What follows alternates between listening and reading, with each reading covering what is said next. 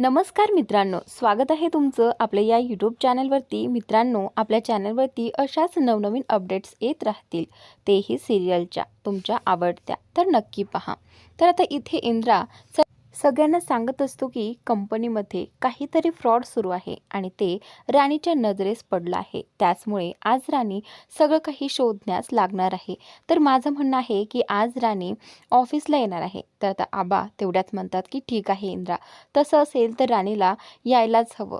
त्यानंतर आता इकडे हे ऐकताच विक्रांत घाबरतो, कारण जी काही गडबड केलेली असते ती फक्त विक्रांतनेच केली असते आणि त्याच्यामुळेच कंपनीचं खूप मोठं नुकसान झालेलं असतं।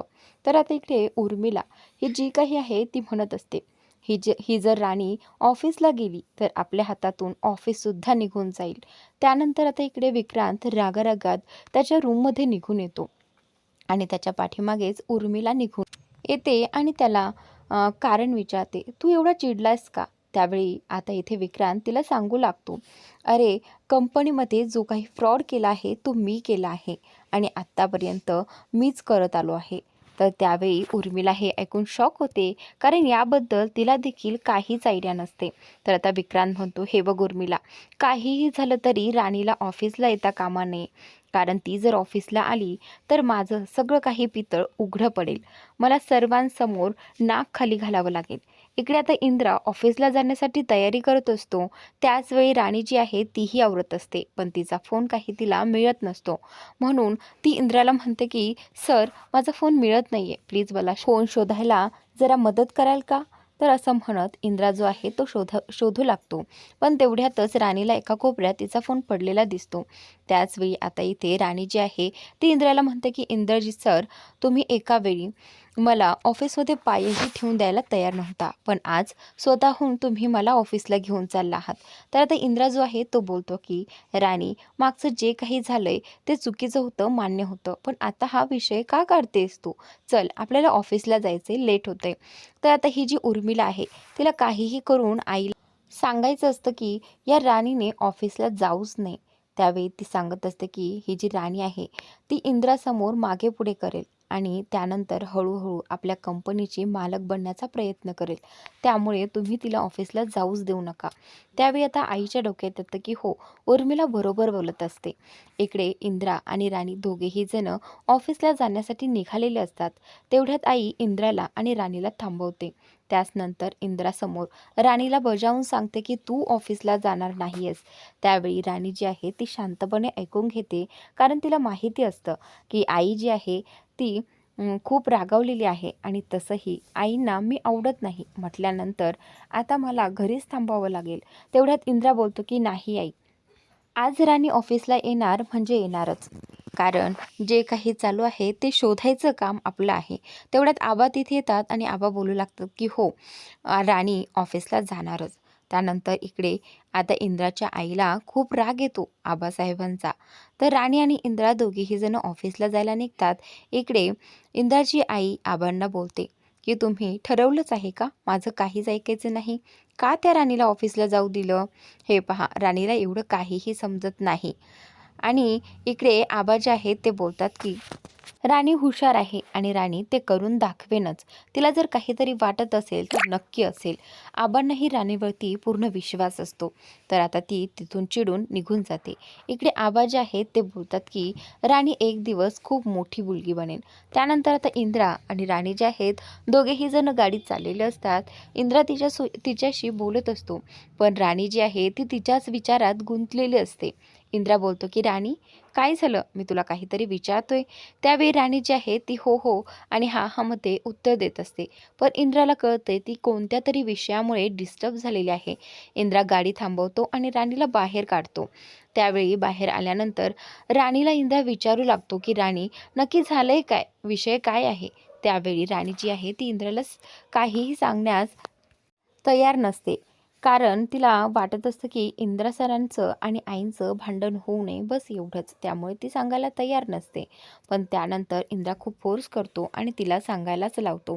तर आता राणी बोलते की काही नाही, आई जरा आज सकाळी भडकल्या होत्या, त्यांना असं वाटतंय की मी त्या घरात राहूच नये, खरं तर इंद्राच्या आईने राणीला हकलून देण्याची भाषासुद्धा केली होती, पण राणी एवढं सगळं इंद्राला सांगत नाही. राणी बोलते की त्यांना मी आवडतच नाहीये, त्यांना मी कुठल्याच विषयात नको असते. पण मी काय करणार, मला ही माणसं आवडतात, मला या घरातून कधीच जायचं नाहीये. तुम्ही आबा, पुन्हा चिऊ सगळे किती चांगले माणसं आहात, किती गोड आहात. अशा गोड माणसं सोडून मी कशी राहू शकते.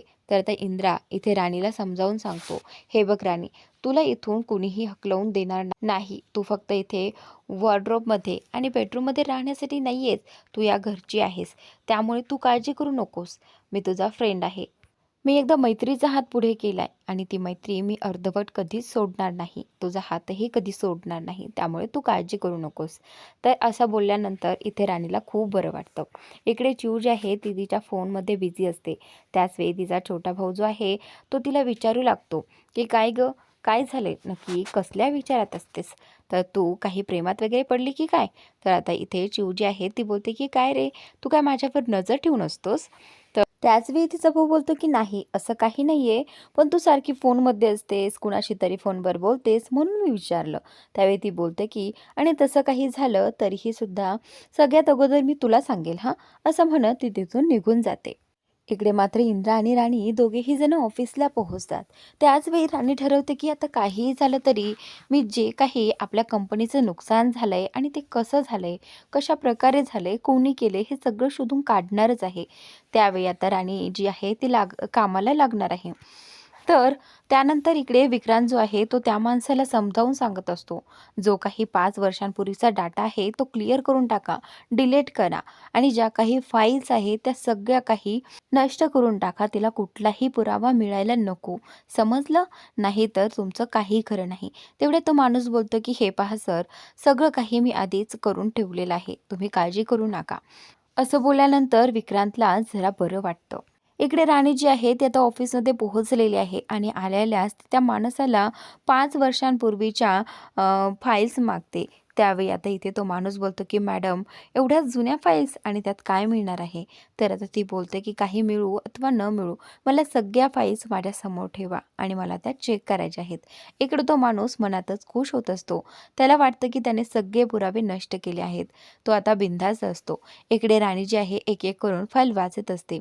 विक्रांत जो आहे तो इंद्राला सांगण्याचा प्रयत्न करत असतो की तू राणीचं काहीही ऐकू नको आणि उगाच आपल्या ह्यांच्यावरती अविश्वास दाखण्यासारखं काहीही काम करू नको, जेणेकरून आपल्या कंपनीला आणखी नुकसान होईल.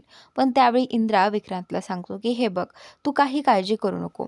नक्कीच राणीला काहीतरी वाटलं असेल आणि म्हणूनच राणी ते चेक करते, बाकी काही इश्यू नाही आहे. इकडे राणी जी आहे ती मन लावून त्या सगळ्या फाईल्स वाचत असते, जेणेकरून तिला या कंपनीचं नुकसान कसं झालं, कुणी केलं, कशा प्रकारे केलं, याबद्दल सगळी काही माहिती मिळेल. तर आता ती मन लावून वाचत असते. पण विक्रांतची मात्र आता बँड वाजलेली आहे, कारण त्याला खात्री असते की ही जी राणी आहे ती काहीतरी पुरावा शोधूनच काढेल. तर मित्रांनो, आजचा भाग इथेच संपलेला आहे. पुढील भाग पाहण्यासाठी आपल्या या यूट्यूब चॅनलला सबस्क्राईब नक्की करा, कारण अशाच प्रकारे नवनवीन अपडेट्स तुम्हाला आपल्या या चॅनलवरती पाहायला मिळतील. धन्यवाद.